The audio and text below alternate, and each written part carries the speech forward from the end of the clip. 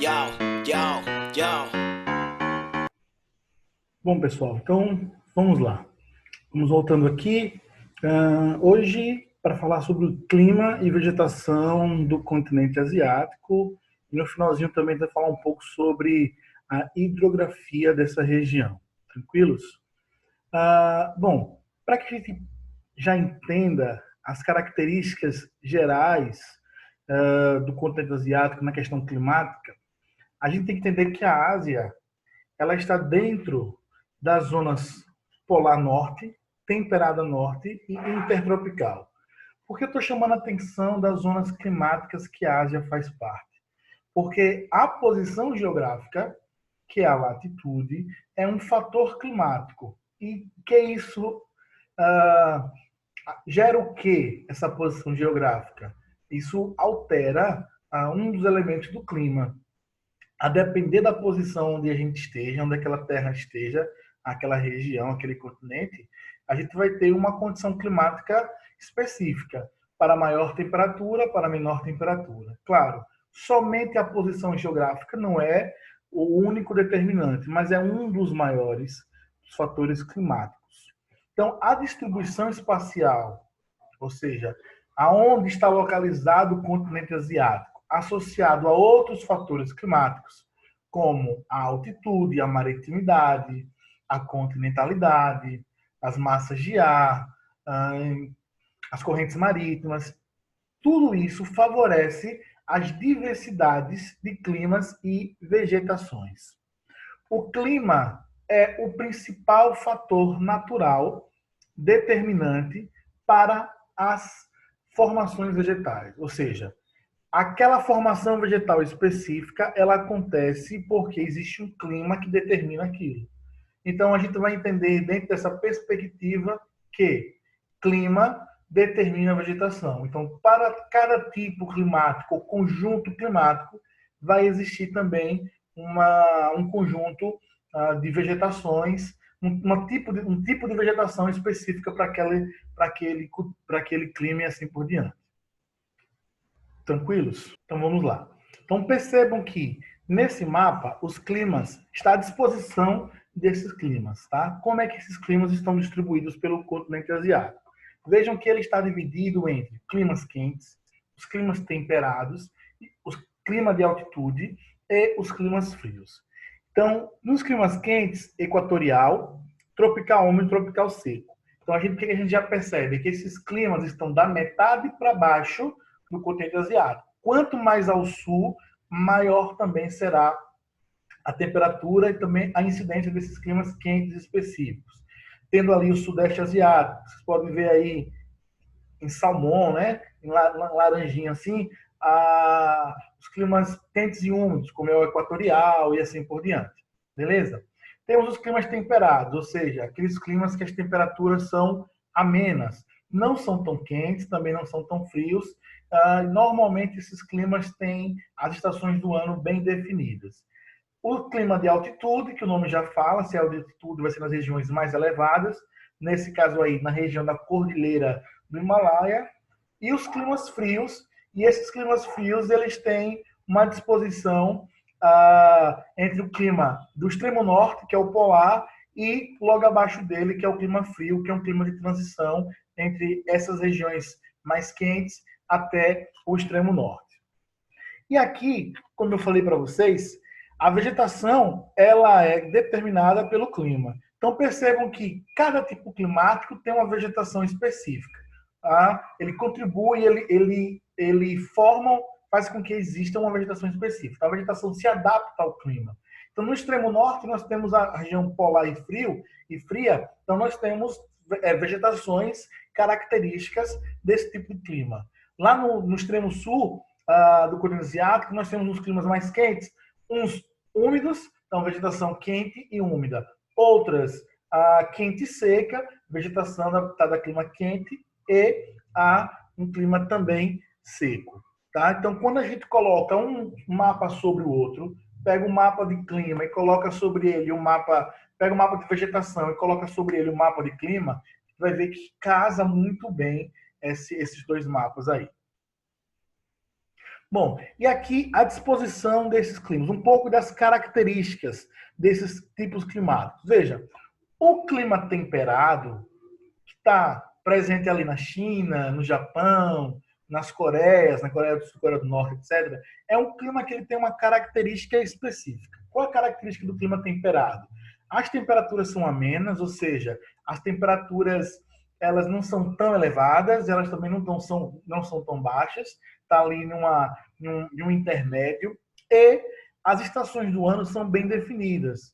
Como assim? Faz calor no verão, no inverno a temperatura já cai um pouco mais, a primavera é a estação das flores, e assim por diante. Então, as estações do ano são bem definidas dentro do clima temperado, mas as temperaturas estão equilibradas. Não temos aquelas altas temperaturas, nem aqueles frios aquele frio mais rigoroso.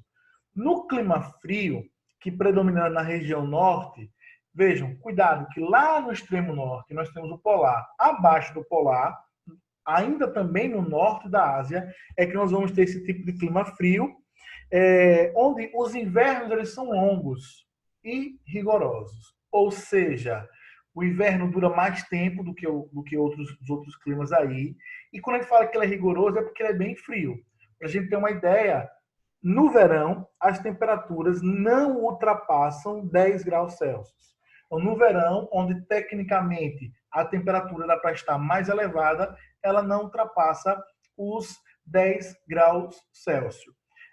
O clima polar, por sua vez, que é no extremo norte da Ásia, além da precipitação ser nival, ou seja, uma precipitação em forma de neve, uma característica é que o frio é extremamente rigoroso, o inverno é extremamente rigoroso. Vejam, se chove o ano inteiro a precipitação é nival, então nós temos aí uma temperatura que vai chegar aí nas casas de menos 50, menos 60, a depender da região. E, normalmente, no verão, as temperaturas não ultrapassam o 0 grau.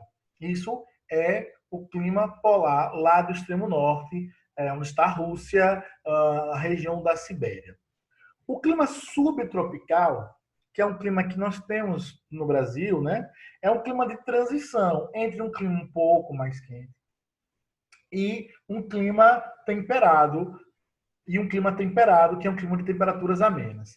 Vejam, o clima subtropical, ele acontece na China e no Japão, onde os verões são quentes e os invernos amenos. Mas o Japão não tem um clima temperado? Sim, a gente pode ter 2, 3, 4, 5 tipos climáticos, dependendo do tamanho e a disposição do território de cada país e cada região. Então, o que a gente percebe? Que em determinada parte do Japão nós temos um clima temperado com uma característica, e mais ao sul, ou seja, indo para uma direção de um clima mais quente, nós já temos um clima subtropical. E a característica desse clima é que o verão é quente e o inverno ele é ameno, ou seja, não desce tanto as temperaturas. No clima temperado, por exemplo, no inverno pode haver a presença de neve. No clima subtropical, a temperatura cai no inverno, mas normalmente não acontece essa precipitação nival, que é a precipitação em forma de neve. Já o clima desértico é um clima caracterizado por ter por um baixo índice de chuva. E aqui a gente já tem que deixar uma coisa clara. Quando a gente fala de clima desértico, a gente não está falando sobre alta temperatura especificamente. O que caracteriza um deserto é a baixa umidade. Então, falou de deserto, seja ele um deserto quente ou um deserto frio, nós estamos falando do baixo índice de chuva. Beleza. Qual é a outra característica dos climas desérticos? A alta amplitude térmica. E aí a gente precisa reaver esse conceito. O que é a amplitude térmica? É a diferença entre a temperatura máxima e a temperatura mínima. Quando a gente está, por exemplo, assistindo, ouvindo, enfim, a previsão do tempo em um telejornal específico, o que é que a gente ouve lá na previsão do tempo?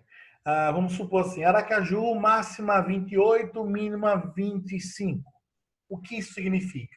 É que durante as 24 horas do dia, em algum momento, o máximo que a temperatura vai chegar é 28 graus.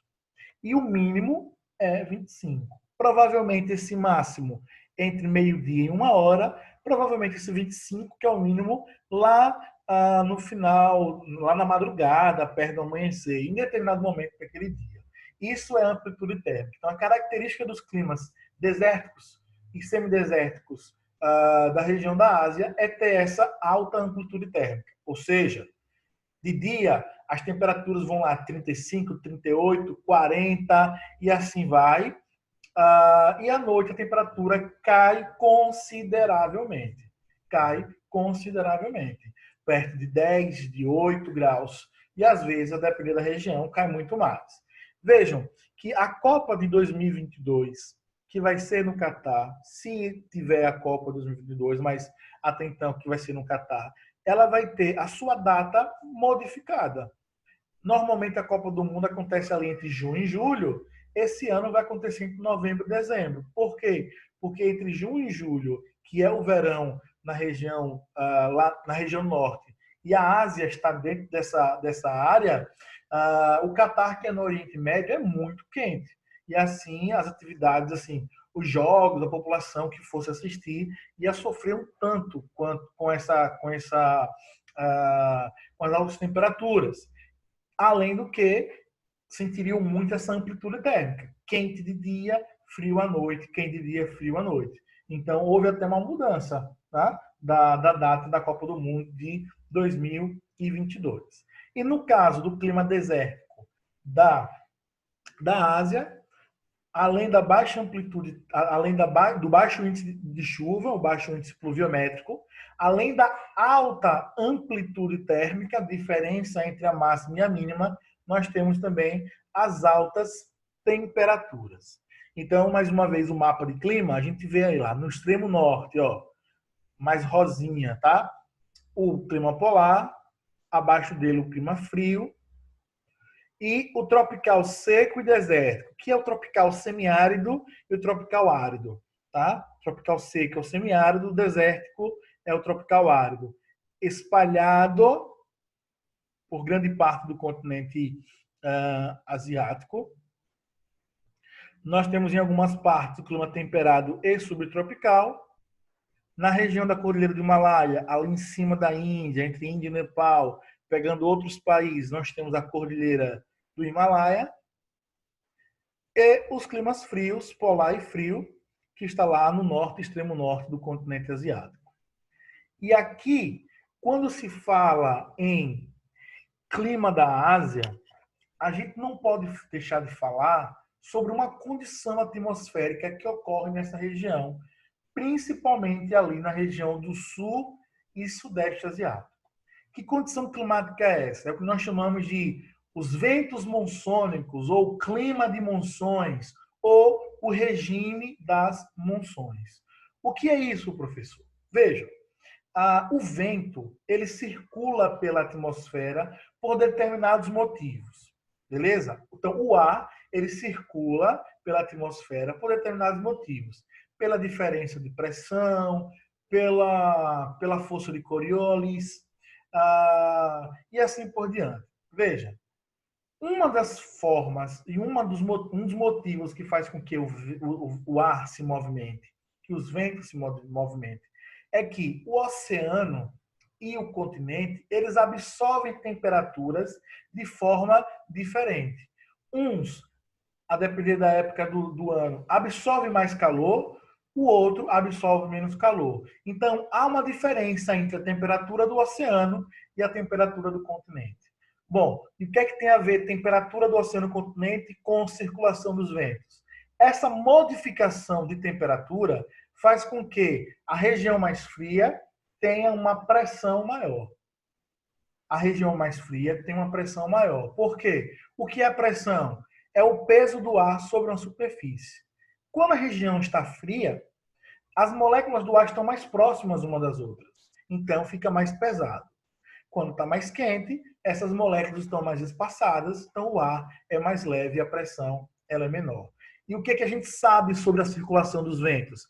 É que o vento circula de alta pressão para baixa pressão. Sempre o vento vai circular de alta pressão para baixa pressão. Então veja o que acontece no continente asiático. Durante o inverno, o oceano, o continente, ele fica mais frio do que o oceano, porque no inverno ele absorve menos calor. O oceano absorve mais calor, retém mais calor, fica mais quente. Então, no inverno, o continente fica mais frio. Logo, a gente sabe que onde é mais frio, a pressão é maior. Se a pressão é maior, o vento vai circular de alta pressão para baixa pressão. O que é que vai acontecer? Os ventos vão circular do continente para o oceano e levar com ele toda a umidade. Do continente para o oceano, levando com ele toda a umidade. Tranquilos. Até aí, beleza. O que acontece no verão? No verão acontece o inverso. É o oceano que resfria mais do que o continente. Então, a pressão no oceano fica muito maior do que a do continente. Logo, os ventos vão soprar de onde? Do oceano para o continente. E o que é que vai acontecer? Ao soprar do oceano para o continente, vai levar a umidade. E ao levar a umidade, ele está levando chuva. Percebam, anotem e fiquem atentos que agora, nesse período, junho, julho, agosto, vão começar as tempestades lá no continente asiático, que nós chamamos, que é chamado de tufões. Tá? Aqui na América do Norte, nós chamamos de furacão. Aqui na América do Sul, a gente chama ele de tempestades intertropicais, etc. Outros lugares são chamados de ciclones. Bom, na Ásia são chamados de tufões. São aquelas grandes tempestades. E essas tempestades acontecem no verão. Por quê? Porque vem muita umidade do oceano para o continente. E porque essa umidade é grande nesse período, justamente porque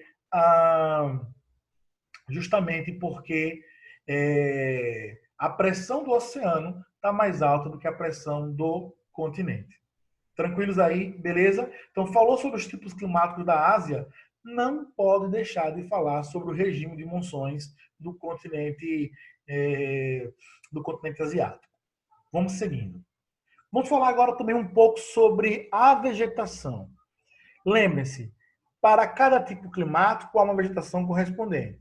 Se é um clima quente, é uma vegetação adaptada ao clima quente. Se é quente seco, vegetação para quente seco. Se é quente e úmido, vegetação para quente e úmido. Se é frio, vegetação para frio. E assim por diante. Dentro das vegetações adaptadas aos climas quentes, nesse caso aqui, quentes e úmidos, nós temos as florestas equatoriais e tropicais. Veja, no Brasil nós temos essas florestas. A tropical é a Mata Atlântica, a equatorial é a amazônica. Qual é a característica dessas florestas? Estou só fazendo um comparativo, tá? Não está dizendo que vai ter Mata Atlântica nesse nome, como Mata Atlântica na Ásia, como floresta amazônica na Ásia. Não estou dizendo isso. Estou dizendo que as características da nossa floresta equatorial e tropical é uma característica parecida com as florestas equatoriais e tropicais do continente asiático. Por exemplo, o clima quente, a vegetação latifoliada. É um clima quente e úmido, então uma vegetação que suporta umidade. Folhas grandes, largas, latifoliadas, beleza? Uma grande biodiversidade, árvores imensas, com as copas fechadas, troncos largos. Tudo isso são características das florestas equatoriais e tropicais presentes em várias partes do mundo. No caso aqui, a gente está falando sobre a Ásia. Já a vegetação desértica e semidesértica, ou seja, clima árido e semiárido, que é um clima quente, nesse caso aqui, a gente está falando sobre uma vegetação adaptada a alta temperatura e a baixa umidade, que chama-se das espécies xerófilas, espécies adaptadas ao clima seco. São aquelas mandacaru, as cactáceas, mandacaru, xique-xique, os cactos, palma. A gente tem muito aqui no nosso Nordeste, no nosso bioma da Caatinga. A vegetação mediterrânea, ela é formada por espécies rasteiras e árvores espaçadas, ou seja, gramíneas, e as árvores tem um espaçamento maior entre elas. Não é como a floresta equatorial e tropical, que as árvores são bem mais próximas, é uma floresta muito mais densa. Nesse caso aqui, a vegetação mediterrânea lembra bastante a estrutura do que acontece no bioma do Cerrado brasileiro. As florestas subtropicais, vejam que agora a gente já está indo para uma vegetação um pouco de menos calor e agora um pouco indo para uma vegetação fria. A vegetação subtropical é uma vegetação de transição. Há uma grande também biodiversidade. Aqui no Brasil nós temos esse tipo de bioma, uma vegetação assim. Lá no sul nós chamamos da Mata das Araucárias. É um tipo de bioma onde nós temos árvores grandes com árvores com a madeira que é boa para a construção civil, para móveis e assim por diante. Há uma grande biodiversidade presente nessas regiões. Bom, os climas agora frio e polar, a gente tem a vegetação de alta montanha e a vegetação polar, que é a tundra. Por que a gente coloca a vegetação de alta montanha junto com a polar? Simples. Presta atenção. A gente já entendeu, que já vem estudando isso há muito tempo, lá desde o sexto ano, que quanto mais alto, menor a temperatura. Se quanto mais alto, menor a temperatura, a vegetação também vai indo nesse percurso. Vai aumentando e a vegetação vai sendo adaptada ao clima frio. Já viram que lá no topo da montanha congelado? É a mesma coisa que acontece nas regiões polares. Ela é congelada. Existe um período, naquele verão, onde o gelo derrete um pouquinho mais, etc. Surge uma vegetação formada de musgos e líquens, chamada de tundra. A tundra é essa vegetação características das regiões de alta montanha e também da região polar. E, por fim, a vegetação de clima frio. Que vegetação é essa? Aqui eu trago um exemplo, chamamos de taiga. Os pinheiros é uma vegetação do clima frio. Lembra que na região de clima frio nós temos no inverno a precipitação em forma de neve? Há essa possibilidade?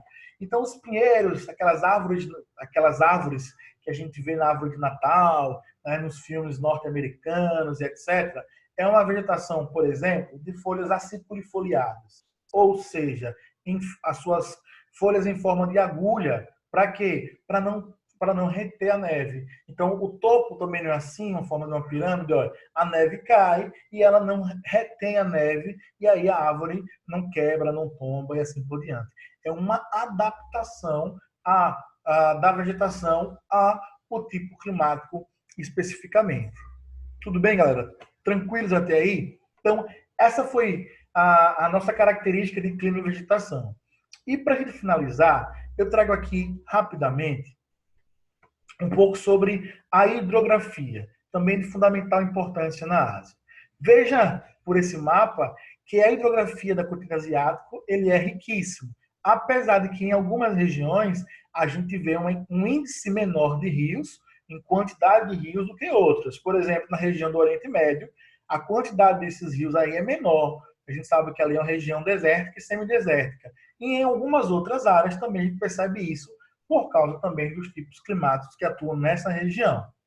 E aí eu trago 5 principais rios presentes no continente asiático. Huanghe, que é o amarelo, e Yangtze, que é o azul. Vejam, não é um rio especificamente com a cor da água amarela, azul, tal, mas devido ao leito do rio, ao fundo do rio, do material que ali, há a impressão dessa cor amarelada, dessa cor azulada.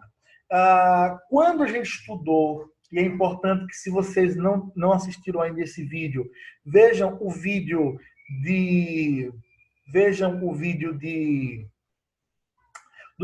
do relevo do continente asiático, que a gente fala sobre os principais, que a Ásia é formada principalmente por grandes planaltos, e qual a importância de relacionar planalto agora com rio? É porque grande parte das nascentes desses rios, elas vêm lá dos planaltos, ou do degelo das montanhas. Então, no caso do rio Amarelo e Azul, é isso. Ó, nasce no Planalto do Tibete e é um rio que é utilizado para irrigação e geração de energia a partir das hidrelétricas. O que a gente vai perceber, galera, é que os rios são bem utilizados nessa região. Irrigação, geração de energia elétrica, transporte de pessoas e também o transporte de mercadoria. Veja o que acontece com o rio Ganges e o rio Brahmaputra, que é rios considerados sagrados para os hindus. Também nasce no Planalto do Tibete.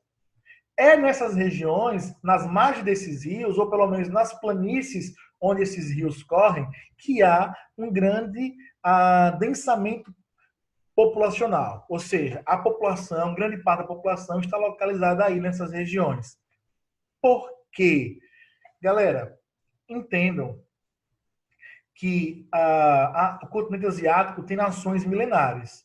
E os povos, as grandes nações da antiguidade, elas nascem nas margens desses rios. Por quê? Porque esses rios vão fertilizar a terra. E a agricultura é a base da sobrevivência dessas civilizações, desses povos, hoje desses países e assim por diante.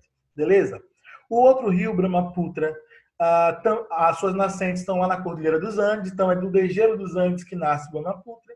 Ele deságua no Ganges, tá? Também considerado um rio sagrado para os hinduístas, e ele é utilizado para o transporte de produtos agrícolas. Então, toda aquela produção agrícola utiliza-se o Brahmaputra para escoamento dessa produção, para que ele possa chegar em outras regiões.